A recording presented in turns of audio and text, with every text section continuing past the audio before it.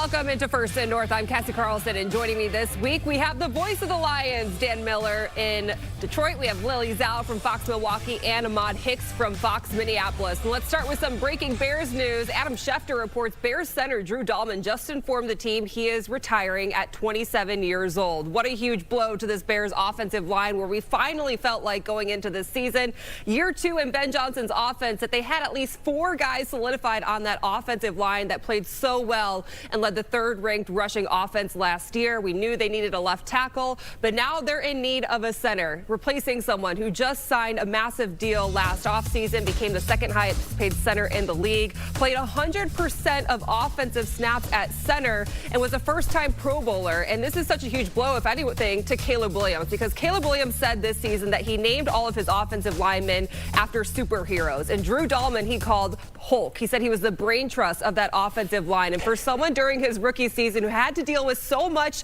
in terms of handling checks at the line, identifying defenses, identifying fronts, Drew Dalman took that off his plate this year. And he was just on Max Crosby's podcast, giving Drew Dalman his flowers, saying how much he meant to him this season. And now the Bears are going to have to find a replacement for him, as well as a left tackle, adding to a lot more speculation this offseason. And it seems like Adam Schefter reports that Drew Dalman has been contemplating this decision for some time. Obviously, a Stanford alum, could be a situation where he is prioritizing his health over everything else. All right, we are coming off a busy week at the Combine, which obviously lays the groundwork for a lot of trades that are going to happen this offseason. Let's start in Detroit. Dan, the Lions trading away half of their backfield duo of Sonic and Knuckles. A lot of back and forth whether or not David Montgomery wanted to be in Detroit or not, and Brad Holmes trades him to the Texans for offensive lineman Juice Scruggs, a 2026 fourth-round pick, and a 2027 seventh-round pick.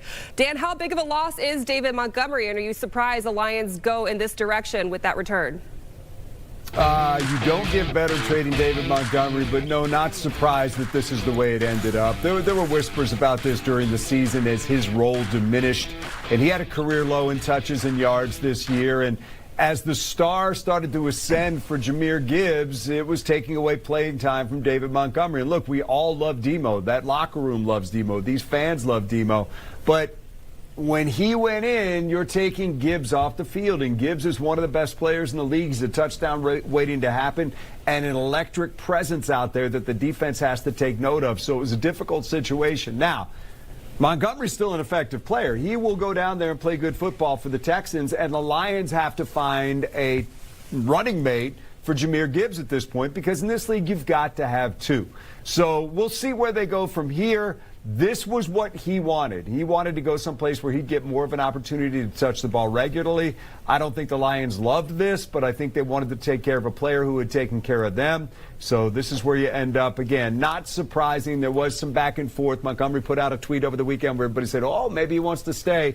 But I think the bottom line is he really wanted to go someplace where he was going to get more of an opportunity to play regularly, and that just wasn't going to be here with Jahmyr Gibbs in front of him. All right, Ahmad, I want to go to you because Adam Schefter tweeted this afternoon that the Vikings are open to trading Pro Bowl edge rusher Jonathan Grenard. What's your reaction to that news? Well, first you think about it, it's like, all right, well, that does save the Vikings a ton of money. They are over the cap space right now, so they have to find out a remedy towards that during this offseason process. But you instantly think about the locker room piece that he is, the vocal leader that he is around the team, the guy who leads by example on the field. I know they came up with the slogan last year that said more is required, and that was because of Jonathan Grenard. He didn't have a great season this past year, dislocated his shoulder towards the end of the year, and then ended up having to miss the end of the season. But when healthy, this is a guy that can register 10+ sacks at any given time, and he's in the middle of his prime right now. So do I love the idea of getting rid of a core locker room guy in Jonathan Grenard? Absolutely not. But on the flip side, does it save them a ton of money and give first-round draft pick Dallas Turner from a couple of years ago more of an opportunity to flourish? Yes, it does. So it's a double-edged sword right now for the Minnesota Vikings, but I think a lot of people around the Twin Cities would like to see Grenard stay. Talk about cost-cutting measures. What happens if the reports come true that they are thinking about cutting Aaron Jones and defensive tackle Javon Hargrave? How does that change the locker room?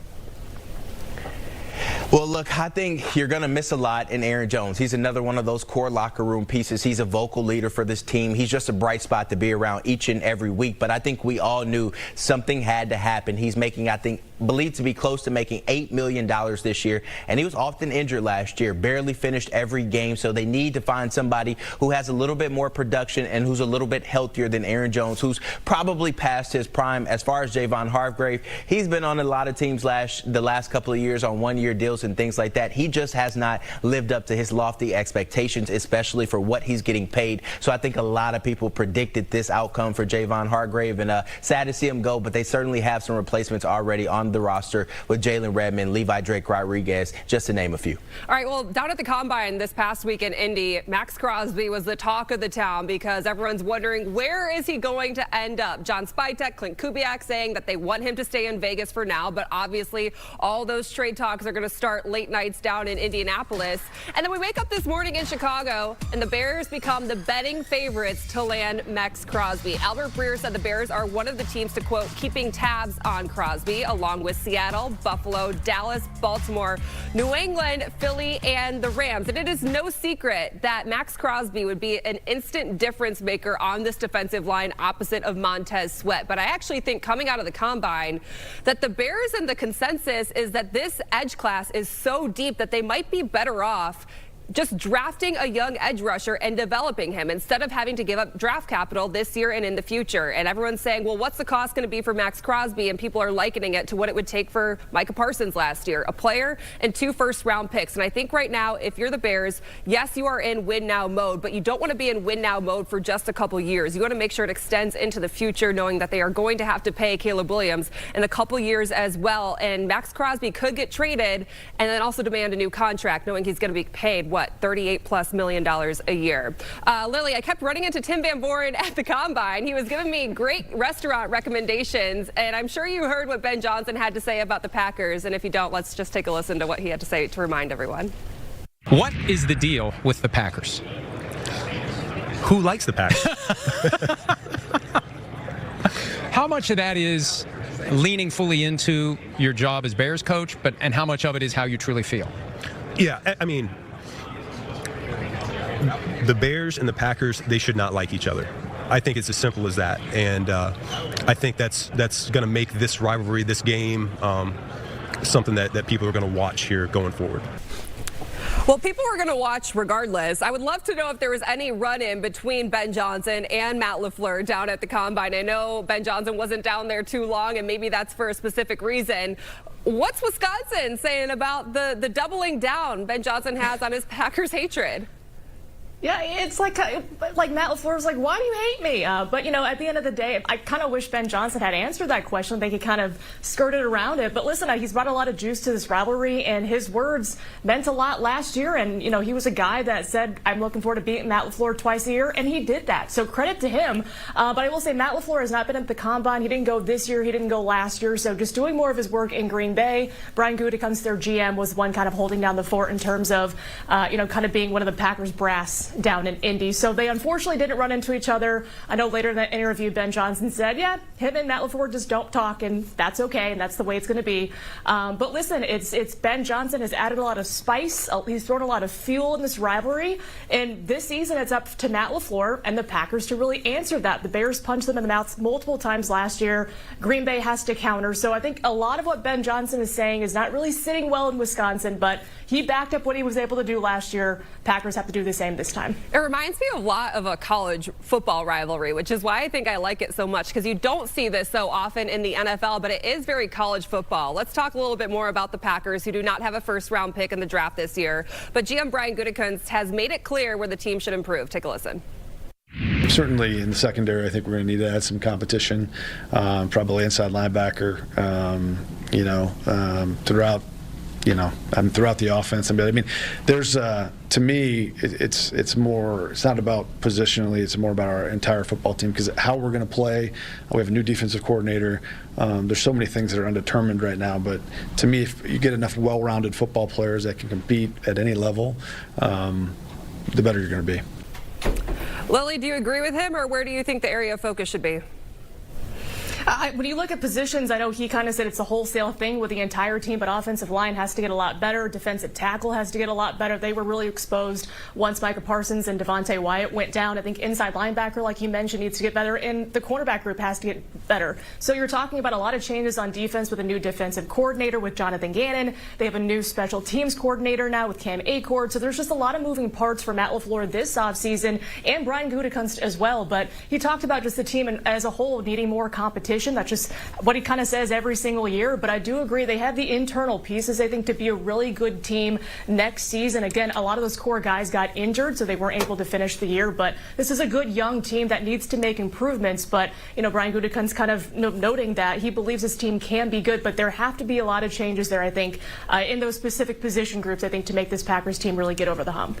Another topic of conversation from Green Bay revolves around backup quarterback Malik Willis, who might get $30 to $40 million a year and potentially landing in Miami. Take a listen to former Packers, DC, and now Dolphins head coach Jeff Hafley. A lot of times he really couldn't do what he does best because I was sitting there telling him, if we were playing a drop back guy and he started scrambling, I'd tell him, hey, you got to stay in the pocket, man. Like, stop scrambling. That's not what we're doing today. And then if we were playing a scramble, he could kind of play his game and do his thing. Obviously him and I have a really good relationship, and he always did a really good job and gave us everything that he had. As it pertains to the Miami Dolphins, listen, I think I'd be lying to you. Any team that is potentially in a a needy quarterback situation, if they tell you they're not talking about Malik Willis, that would be a lie. So this is considered a down quarterback draft class. There's a lot of free agent quarterbacks out there. Lily, where do you think Malik Willis goes? Does this relationship mean he has a high chance of going to Miami? I think it does, but at the end of the day, it's how much money will he command, and can the Dolphins afford to take him? I think that's going to be a big question, is the money factor in it. But regardless, he will be a starter in the NFL next season. I believe if it is in Miami, there's going to be a lot of comfort with the general manager and, of course, with the head coach. Those guys worked with him the last 2 years. They know what he's about on the field. They know what kind of person he is and the growth he has shown coming from Tennessee and going to Green Bay and sitting behind Jordan Love, really learning and becoming a quarterback. So that change of scenery really helped him become a starter. But I think wherever he goes, he's going to, be a player that this team gets a really good guy first and then a really good quarterback after that. So curious to see if it is in Miami. Again, the Packers and Dolphins will play each other this season. So if it is, that'll be a really fun matchup to watch. All right, well, we can't talk Vikings without bringing up J.J. McCarthy every week. Kevin O'Connell stated he wants a quarterback who is accurate and makes smart decisions with the football. But many national people think the writing is on the wall for J.J. McCarthy. So what is happening right now with the Minnesota Vikings, who are $45 million over the cap, and yet reportedly they want Tua? Okay, and would have to pay. And so behind the scenes, they are going to cut Aaron Jones. They're moving off Hargrave. What's happening? Well, we start our show with that. What's happening is they know privately, yeah, the J.J. McCarthy thing, it's not working. It's kind of like when you get broken up with, where somebody starts seeing other people. Like when they do that, it's kind of clear it's probably over. So there's that element to the J.J. McCarthy situation as well. Similar to Anthony Richardson with Daniel Jones. When they signed Daniel Jones, they were probably going to start him. They were going to have a competition in camp and maybe see if Richardson can play him out. But they sort of knew where it was going. I think this is a similar situation in Minnesota. They know where this is headed, but they'll leave a little wiggle room for JJ to maybe surprise them. All right, so Ahmad, they know where this is headed, apparently. Aaron Rodgers, Kirk Cousins, Tua Tagovailoa, Kyler Murray, all those guys named. In your mind, how does this quarterback room look next year? That's $1 million question here, Cassie. No one knows what it's going to look like. I spoke with a source, though, close to the Vikings this past weekend, and they believe that if they have a chance to go win a Super Bowl, Aaron Rodgers is the guy they should be calling. That's who they should be bringing in. It nearly happened last year. They believe that he still has enough in the tank to get this team to the Super Bowl. That's what one source told me. So there's optimism there. Colin Cowherd, he seems wrong, as he usually is when it comes to Vikings takes and things like that. Tua Tagovailoa is not their favorite as of right now. Hearing hearing rumblings that Geno Smith and Kyler Murray are more of their favorites. And then if you have to get into the next round of available quarterbacks, then Tua would sneak in there. But right now, we don't know what it looks like. I think Mac Jones may still be on the table, but they have to see what that trade market is like for him. And we'll find out here momentarily. But when I spoke with one source this past weekend, they said quarterback is their most important position to figure out this offseason. All right, I'm so happy that anyone but Chicago or someone but Chicago is on quarterback watch this offseason. We need to take a time out. The NFLPA released their annual report card, and we'll tell you where our teams ranked when we return on First and North.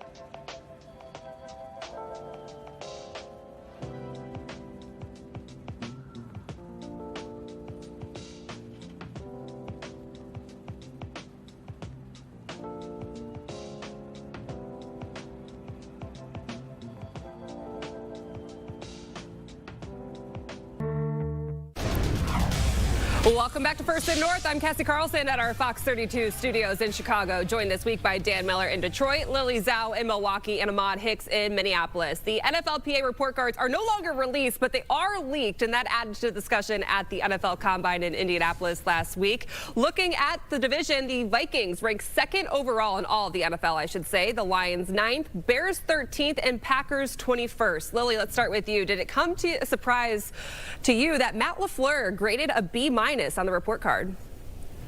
Yeah, it was. I mean, this is a full letter grade down from what he was graded last year, and it was very telling. I think, again, your players are being honest for a reason, and, I think a lot was talked about this offseason of, was Matt LaFleur going to come back? Was he going to be extended? So there was a lot of talk there, but now that he is back on a multi-year contract extension, you kind of look at this and say, all right, well, what's going on here? So, I don't know if it has anything to do with the fact that, this was a team that has been unable to close games. That's kind of been a trend of the Matt LaFleur era. I don't know if anything kind of bubbled over late in the season when things just were not going their way. Again, a lot of winning does mask a lot of stuff. So I think, if Matt LaFleur sees this, it's going to be kind of a nice little, not wake-up call, but something that will really motivate him this season to, enhance that and have a team that can rally around him and have a team that can, come back and win games. That's not been their strong suit under him during his tenure in Green Bay, so that's something that must change this season. Dan Campbell receives an A. Offensive coordinator John Morton, who eventually got fired, got a C-. Anything else that was surprising on the report card to you? No, because I think the Lions have tried to improve some things and make this someplace that players want to be. The locker room has been completely redone. It's gorgeous.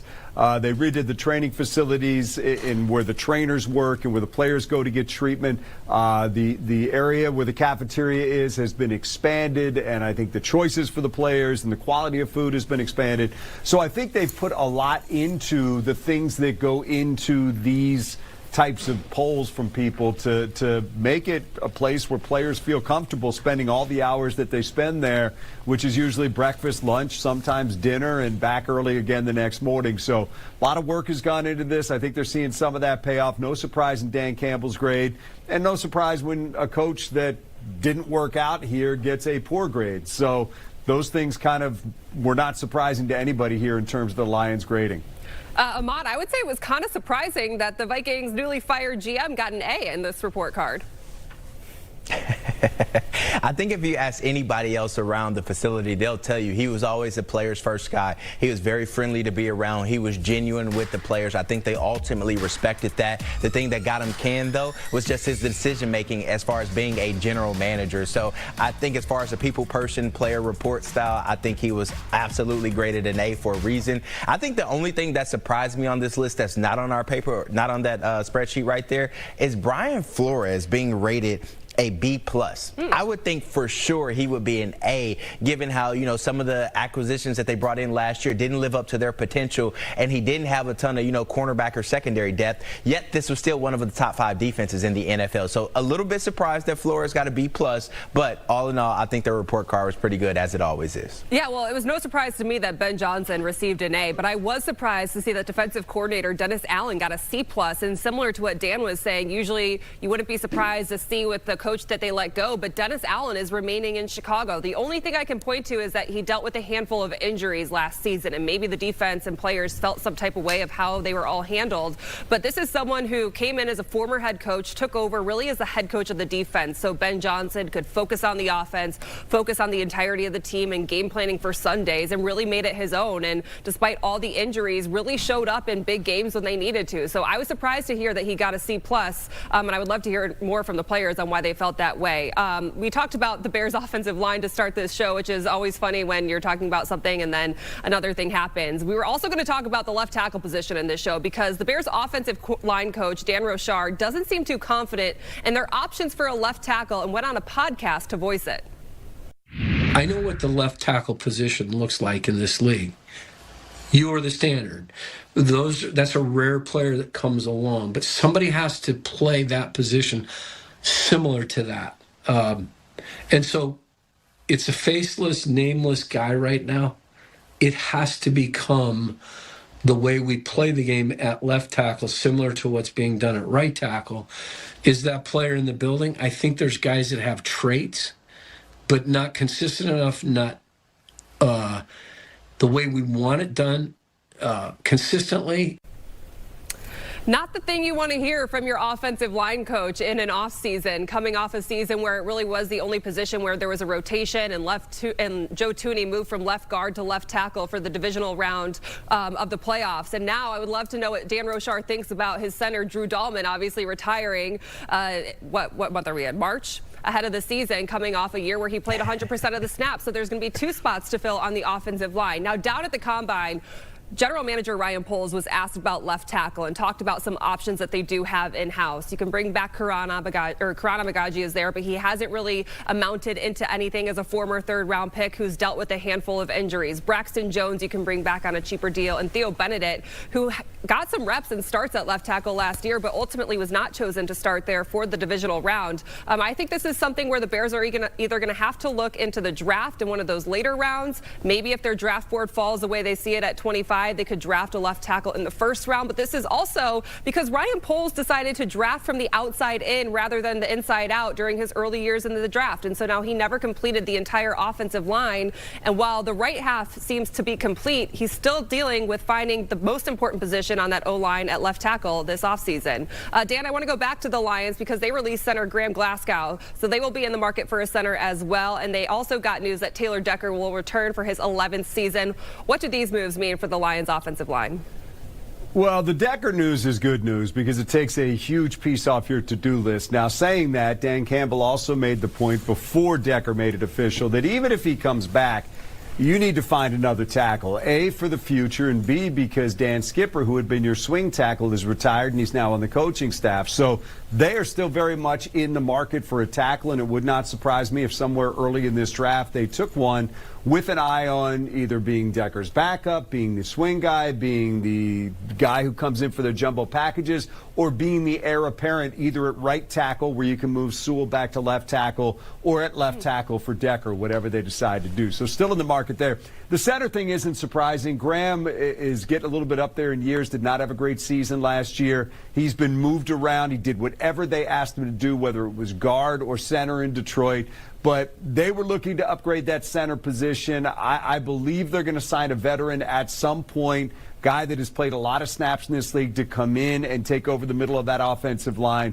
You know, much as the Bears are going to find out, when you lose a center like that, you need to replace him, because when you go up against Brian Flores' defense in Minnesota, you better have a center who knows how to get everybody in position. And the Lions missed that last year when Frank Ragnow stepped away. The edge for the Bears is they have the whole offseason in front of them. And while the Lions did talk to Ragnow last year, he didn't tell them for sure until June. That became difficult. So center, going back to last offseason, has been a hole they need to fill. Glasgow did a lot of good stuff here, but I think they just feel like it was time to move on. And there's some cap savings there as well. Again, center Drew Dahlman announcing his retirement from the Bears and the NFL at just 27 years old, considered the brain trust of that offensive line. All right, we need to take our final timeout. Jets head coach Aaron Glenn making headlines for the wrong reason at the NFL Combine. We'll show you why when we come back on First and North.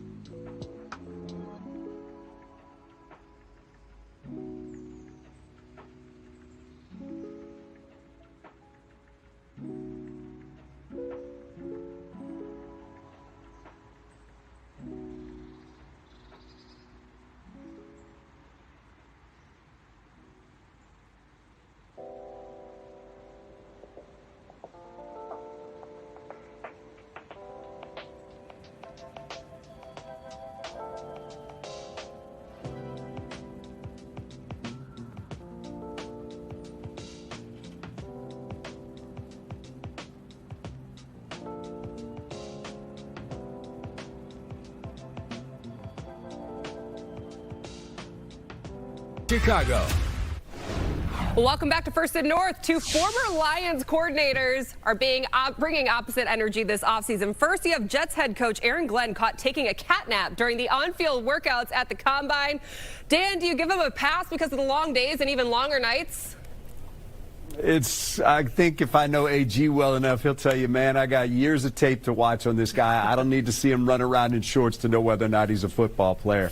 I'd probably nod off too. Yeah, I think a lot of people do, and that's why guys like Matt LaFleur and Ben Johnson head home early. All right, everyone, great show as always. For Dan, Lily, and Ahmad, I'm Cassie Carlson. Thanks for watching, and we'll see you next week right back here on First and North.